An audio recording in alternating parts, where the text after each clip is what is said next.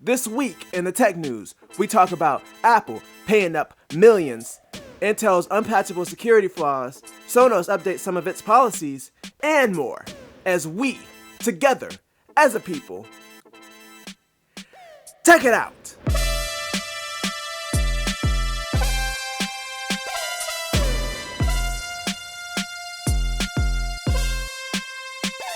Alright, welcome to another sensational Saturday as we march into spring.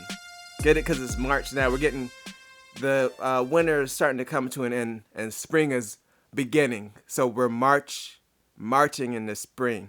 It's not February anymore. That was a joke. Anyway, before we jump into any tech news, I want to say happy birthday to the PlayStation 2 because it turned 20 a couple of days ago. Now, if anybody else feels old, let me know because I don't want to be alone in this. Alright? I don't want to be alone and feeling old. But here in the PlayStation 2, it's turning 20. If you don't know what the PlayStation 2 is, because you're not old, it was one of the best-selling consoles of all time. Actually, it might be the best-selling console of all time. Not 100% sure, but I love my PS2. And happy birthday. But now it's time to get down to the nitty-gritty, what we're here to talk about. And in our first story, let's talk about those iPhone shortages. So a few weeks ago, I mentioned that Apple put out a statement that they were going to have less iPhones than expected due to what's going on in China right now. The word is out here in the streets that if you go for a Genius appointment, then pretty much the last option is going to be to replace the phone. And if they do replace it, then you might have to get it mailed. They won't have as many to offer in store for replacements, or they might be offering loaners until more iPhones come in. So they're already getting hit pretty hard by what's going on right now with this illness.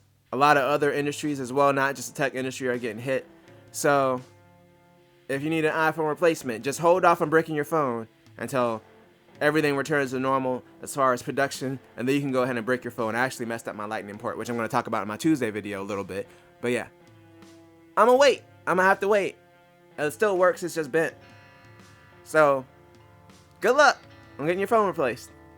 Well, at least that's the only bad news for Apple this week. Oh wait, Apple was also forced to pay $500 million in a lawsuit about the battery issues in 2017, which it really wasn't a battery issue. It was more so that on older iPhones, they were slowing down the performance when they saw that the battery had degraded to the point where it could cause the phone to randomly shut down. So they opted to slow down the performance in those phones to save the battery life, which it's been checked into. That can happen with lithium-ion batteries when they get old. It can cause your devices to randomly shut down. That wasn't the issue. The issue was Apple wasn't transparent about it. People just started noticing that their devices were running slower. And finally, after they got pressured, Apple came out and was like, yeah, we're doing this to preserve the battery. So the reason they lost the lawsuit was because of their lack of transparency. And to the courts, it looks like they're slowing down these old phones to try to get people to upgrade. Which, I'm not saying that that was the case, but their lack of transparency, that might have been part of the reason that they did it. I'm not saying that they weren't concerned about the performance, but let's be honest about it. Apple is still a company just like any other company, and if there's an opportunity for them to make money, then of course it's not going to be off the table. So yeah, they slowed down the performance. Now they still do it, they're just transparent about it, and they have the little battery meter thing, the battery health thing built in so you know when you need to go in and get a replacement. But this is all a result of them basically getting called out on it. So the settlement is $500 million. People that are affected, it's estimated they're probably going to get about $25 per phone that was affected that they had at that time if you had one of the affected phones. I believe it's like the iPhone SE and the iPhone 6 from that period in 2017 when this whole thing happened. So I might be getting some money, y'all, but hopefully Apple learns a lesson about transparency. Because, I mean, it did seem kind of shady. And, you know, I have an iPhone. I'm an Apple fan, obviously. But the whole thing was shady. I think it's fair that they lost the lawsuit because they should have just been transparent about it from the get-go. From the get-go! Speaking of bad policies, let's talk about Sonos. So, they had a trade-in program in place for a little while now where you could trade in one of the legacy devices and get 30% off of a new device. The issue was you had to put your legacy device in recycling mode and either take it to a recycling center or send it back to Sonos. It was kind of your choice. But putting it in recycling mode literally bricked the device. Like, it was irreversible. It was pretty much useless at that point. It was a brick. And, if you buy a Sonos, some of those speakers are pretty expensive. Even if they are old, it's not like you want to just, discard this whole thing completely just because you're getting a discount on the new device to replace it. So Sonos came out and said they're not going to force users to put their device in recycling mode anymore to get the discount. They're just going to have them provide a proof of purchase or provide the serial number to prove that they own the product, and then they'll give them the 30% discount, and they can do whatever they want to with that product, resell it or keep it and still use it, which makes sense. Okay, I can understand they're discontinuing support for some of these speakers, so that's kind of why they have the trade-up program in the first place. Then it's like, oh, well, we're discontinuing support for it, so you need to go ahead and just brick it and get rid of it, and then we'll give you something new. It's kind of like, oh, we're just making sure that you're not getting a discount and keeping your old stuff. That whole program was stupid initially, so I'm glad that they finally fixed it. Apparently, it's not really a fix for the people that already did that and bricked their devices. So for the people that already bricked their devices, it's not being said what's being done for them. It just says that they can call Sonos support.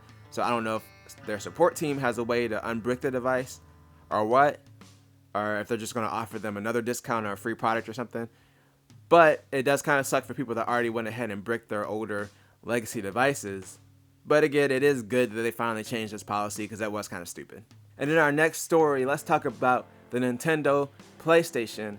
So I mentioned this probably a few months ago that they're going to put the Nintendo PlayStation up for auction. If you haven't heard about it, it was a prototype that Sony and Nintendo worked on together back in the early 90s because they were originally going to partner with each other. It's basically like a Super Nintendo with a disc drive. Obviously, it never came to fruition because something happened with their relationship. Sony went off to make their own console, which was the PlayStation, and of course, Nintendo went their direction. So they never ended up working together, but this prototype was made.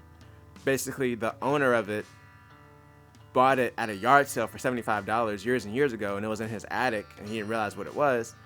And then his son ended up discovering what it was, and it was worth a lot of money. So they put it up for auction, and it's officially sold for $360,000. Now, let me do the math. Hold on, I'm gonna do the math real quick.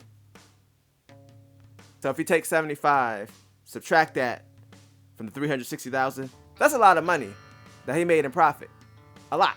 The thing that sucks about it, though, apparently the father and son are claiming that a few years ago, or a year or so ago, someone offered them $1.2 million for the console, and they turned it down because they thought they could get more money by doing this auction. I mean, $360,000 is still a lot, especially for something you paid $75 for. But it probably would have been nice to have that million. Now, they probably should have taken it at the time, if that was true. But it's crazy. It's really like one of those things that you're buying because I doubt that unless it plays regular Super Nintendo games, I'm still not clear on that. It's not really going to be a useful product. It's just going to be one of those cool collector things. People go insane with the collections. I live with people that have insane collections. So I can understand that aspect of it, but that's still a lot of money to spend on something that probably doesn't really do anything. Just saying. And in our final story, it came out yesterday that they discovered another unpatchable security flaw with Intel's processors. Now, it's a vulnerability that's only available for a brief length of time, basically while the computer is starting up, and you have to have physical access to the computer. But if it's exploited, they could basically get full access to everything on your computer. There's not really a way that they can fix it, over software. It's literally the way that the chip itself is designed. So all of us with Intel processors, I have one computer that has a Core i7-8700, and then I have my Ryzen build. That's my personal computer. So, we're all affected by it, but at least this one, because it requires physical access to the computer, at least for right now. So unless you have someone in your house that's really good with coding and that has access to your computer, it's probably not going to be a concern, and they have an intent to do malicious things. So it's not going to be a concern for most people. It just sucks for Intel because they can't, apparently it's literally built into the chip itself, the vulnerability, so it's not patchable. And it'd be making them look bad. AMD's over there laughing. Again. Like, why AMD always gotta be laughing? Like, it's disrespectful. I'm sorry. Sorry, AMD, that was disrespectful. Okay, I mean, they probably didn't actually laugh. Someone at AMD probably laughed. But like I said, there's nothing to be concerned about for right now. I'm just going to keep my eye on it to see if anything changes. But right now, they're saying you have to, like, basically be in the vicinity of the computer and have access to it. And speaking of access, the access to this episode is ending. Well, not the access, because you can always go back and watch it again. But the access to me at this time in front of this camera recording this video is ending. So, basically I'm bringing it to a conclusion. Alright? So if you enjoyed this video, make sure to tell a friend, tell a coworker, like, share, and subscribe, and always do at least 2 things at the same time. We out!